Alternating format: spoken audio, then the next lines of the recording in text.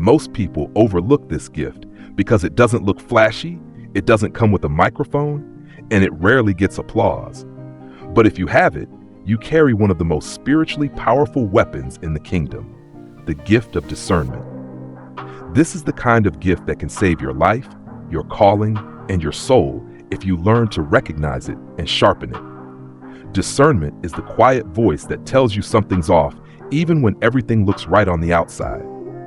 It's that spiritual gut check that warns you about people who smile with their lips but carry poison in their intentions. You've probably had moments where everyone else was celebrating a new opportunity, but something in you said don't take it. And later, you found out why. That wasn't fear or paranoia.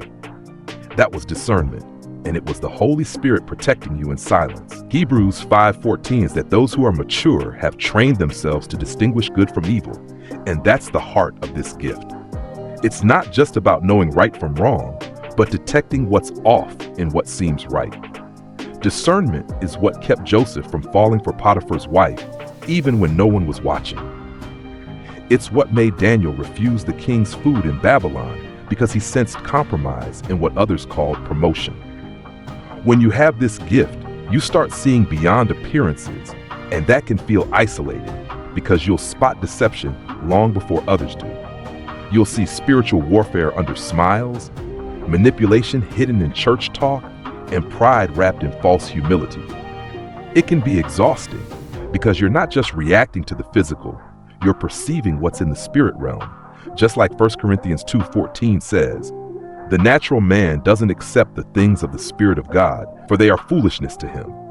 That means when God shows you something, not everyone will understand why you're pulling back from a person, a platform, or even a pastor. But don't second guess the gift. The enemy hates discernment because it exposes his most successful weapon, deception. Remember, Satan didn't come to Eve with a sword. He came with a conversation. He still does. That's why so many Christians fall into relationships, churches, jobs, and ministries that God never sent them into, because they lacked discernment and followed charisma instead of character.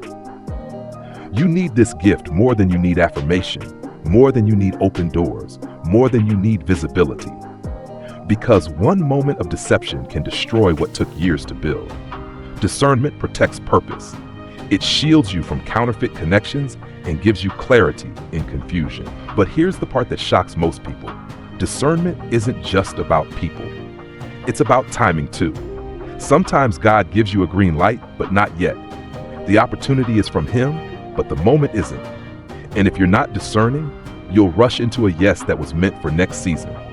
That's how ministries collapse, marriages break, and callings derail. Not because the thing was wrong, but because the timing was. Ecclesiastes 3 says there's a time for everything, and discernment is how you find it. And sometimes the gift will convict you of things others are completely comfortable with. You'll feel a check in your spirit about shows they love, music they enjoy, jokes they laugh at, friendships they entertain. Don't ignore that. That's the Spirit refining you, calling you to a deeper level of consecration. And you'll be tempted to think, am I just being extra?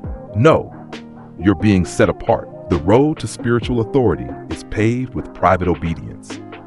That's what makes discernment so costly.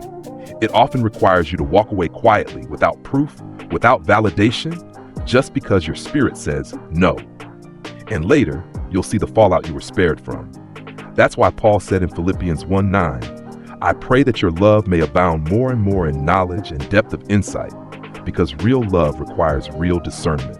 You can't love what's holy if you can't identify what's false. And let me warn you, this gift doesn't always make you popular. In fact, it might get you labeled as judgmental, too deep, or negative. But don't let that shut you down. Your silence could cost someone their freedom. Speak when God leads you. Stay quiet when He restrains you. But never ignore what He shows you. The church is starving not for more influence, but for more discernment. More believers who can tell the difference between a move of God and a well-rehearsed performance, between conviction and hype, between holy and familiar. And if you feel like you've always sensed things others miss, if your spirit gets stirred in rooms where no one else blinks, if God shows you what's not being said more than what is, you probably have this gift. Protect it.